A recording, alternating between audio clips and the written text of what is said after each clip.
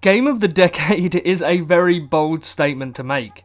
Honestly, I have played so many games that I don't think I could list them all off from this past decade. There have certainly been games that I've finished and after I've said, that is the best game that I have ever played. But none of them have stuck out to me more than God of War for the PS4. When I finished God of War, I was astonished about the journey that I had completed. And although you travel all around different realms and kill different enemies, the journey that you take is not just a physical one, but on certain levels it's also an emotional one. Trust me when I say that this game is an emotional roller coaster, and it really takes you on a ride that you will not forget. Each character in God of War feels like they're a real person with a real backstory and real lives that they're leading. These characters that you meet are not just cardboard cutouts of a character with a dialogue option. Each character has a real weight and motivation for helping you or hating you. The main reason that Brok and Sindri end up improving your weapons is because they hate each other and try to one-up each other's work. Having two bickering blacksmiths is an amusing way of having multiple blacksmiths around Midgard and also other realms. And eventually when Brok and Sindri reunite, it's such a heartwarming moment to see. Now, one thing that I didn't expect from this game was Atreus. I honestly thought he was going to be the most annoying character in the entire game. I thought he was just going to say the same lines over and over and over again, but in fact he has the same amount of character development as Kratos. They're both well-rounded characters and that's just nice to see.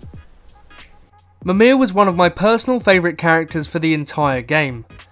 Although it does take a little while for you to meet him, he fills out the lore of the world in interesting stories that he tells Atreus, which I must say is a far more engaging and interesting way of filling in the blanks for a story.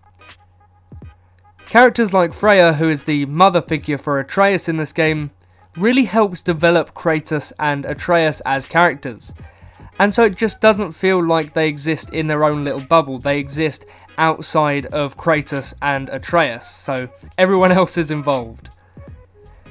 Freya's character is intertwined with the villain of the game, Baldur, an immortal god who it seems like he's trying to kill you, possibly for the events of the first 3 games, but instead is trying to kill Freya.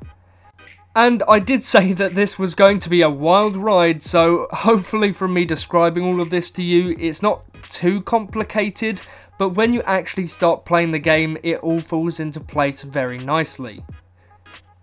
Now, one of the main focuses for me in my game of the decade is the weapons, and in this game, the weapons feel and look incredible. At the start of the game, you are given 2 new weapons, the axe and the shield. You have to master their abilities and work out how to utilise your weapons for puzzles and platforming. Until, eventually you're given the old signature weapons of the series, the Blades of Chaos, which play so smoothly and is a great alternative to the slower based axe combat. Having to swap between each weapon due to the enemy type is a thrilling experience to have, especially when you involve Atreus into the mix. His abilities in combat feel purposeful and add real weight to the situations. With his swarming ability, whether it be birds or wolves, it somehow really turns the tides for battles. One of my favourite moments from this game is where Kratos has to retrieve his classic Chaos Blades. At this point in the story, Atreus has fallen ill and you need to travel to a different realm to get an item to heal him.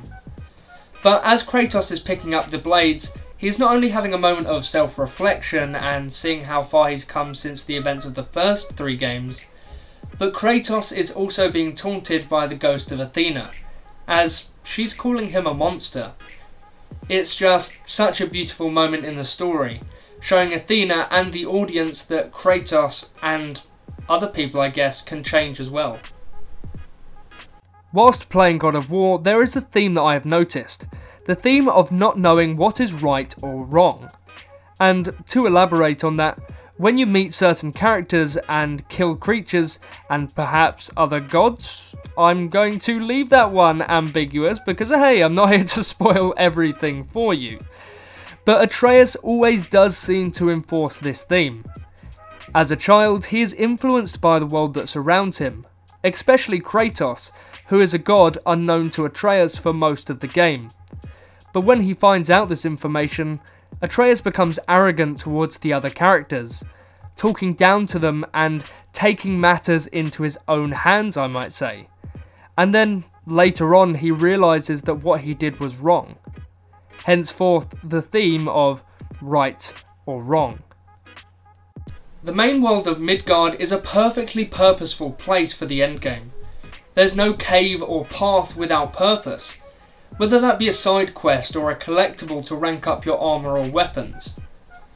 I love this game. It's not just a vast open world which has nothing significant to do. Wherever you go in this world, there's always something to do or experience that adds to your overall appreciation for the game. The bond between Kratos and Atreus is progressively growing from the very start of the game all the way through to the very end.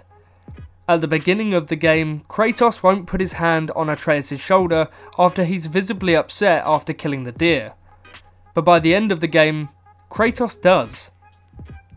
Kratos has really bonded and made a real relationship with his son, as now they have completed the journey that they both set out on.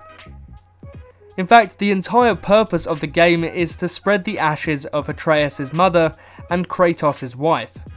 And by the end of the story, you leave it feeling fulfilled, as nothing ever felt like filler. Every aspect of God of War has meaning and purpose. I guarantee that if you cut one level from this game, it just wouldn't feel right. The entire game has real emotional weight and baggage to it. You're not only dealing with Atreus' grief, but Kratos tries to hide his trauma behind a cold demeanour. He never opens up to any other characters, and always has a stern expression on his face. This game leaves everyone wanting more, and more we may possibly get. There's a small epilogue which teases towards a sequel, so we might see that on the PS5, but only time will tell with this one. From my overview of the entire game, you can hopefully tell why I think God of War is the game of the decade. Its stunning graphics mixed with seamless gameplay to cinematic cutscenes keep the player base engaged. Alongside with its beautiful and elegant dialogue and story, it really brings out the fantasy elements of the game, whilst also keeping the story grounded in a self-contained personal journey. And in that journey, we observe through the lives of Kratos and his son Atreus, as by the very end of the game, these two characters truly feel like father and son. So, thank you so much for watching this video. If you did enjoy, then subscribe and turn on that notification button so you don't miss another upload from me. So thank you and goodbye.